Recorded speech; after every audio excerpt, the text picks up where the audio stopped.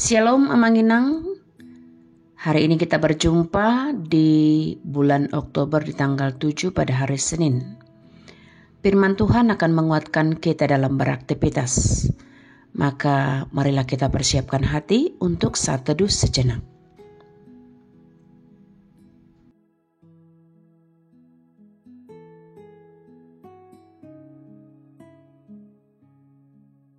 Amin. Bapak Ibu Jemaat yang terkasih, pada hari ini Senin 7 Oktober 2024, firman Tuhan bagi kita tertulis dalam Yeremia pasal 7 ayat 23. Demikian dikatakan, hanya yang berikut inilah yang telah kuperintahkan kepada mereka.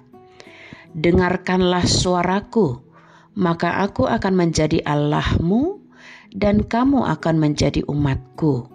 Dan ikutilah seluruh jalan yang kuperintahkan kepadamu, supaya kamu berbahagia. Di bahasa Batak Dedok, alai hataudo nahutonahon tunasida, songonon, sai tangiho kamuma suaraku, asa ahu gabe di batamuna, jalahamu gabe bangsokku. Atong, dalani hamuma saluhut dalan, akan nahut Tuhamu, asamar sonang-sonak kamu. Demikian firman Tuhan. Setialah melakukan kebenaran firman. Itulah yang menjadi judul teks kita. Bapak Ibu Jemaat yang terkasih, hari ini tanggal 7 Oktober 2024 akan menjadi peringatan di ulang tahun HKBP yang ke-163 tahun.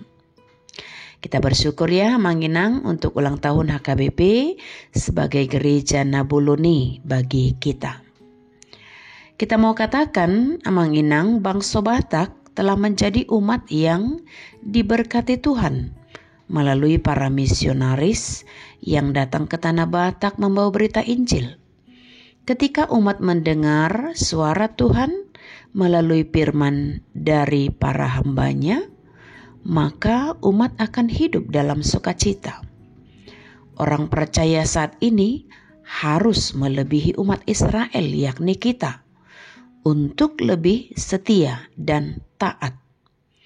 Kesetiaan dan ketaatan setiap orang percaya menunjukkan jati diri yang jelas dan satu dalam iman kepada Kristus. Sehingga jangan lagi hidup dalam keegoisan tanpa mengikuti perintahnya.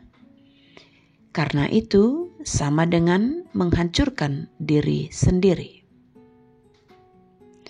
Ada sebuah cerita ketika seorang anak hendak memasak kue buatannya sendiri. Dia mencoba berkreasi sendiri, membuat kue tanpa mengikuti langkah-langkah untuk membuat kue tersebut. Seorang anak merasa tanpa mengikuti langkah dan proses untuk membuat kue tersebut dengan langkah yang ada, dia berpikir dia lebih pintar dan pasti bisa. Namun karena si anak tidak mengikuti proses dan langkah yang ada dalam membuat kue tersebut, hasilnya pun tidak maksimal dan tidak seperti kue yang diharapkan. Kuenya hancur dan tidak bisa dinikmati orang lain. Itulah keadaan jika kita melawan langkah dan perintah yang sudah dibuat oleh ahli kue. Namun ketika kita tidak mengikutinya, merasa bisa dan pintar, kita akan kecewa dan rugi. Andai kita mengikuti sebuah proses dan langkah yang disediakan, kita pasti bahagia dan bersukacita untuk menikmati sebuah kue yang kita buat dan yang sudah kita lakukan dengan langkah yang baik. Demikianlah proses pertumbuhan iman Bapak Ibu.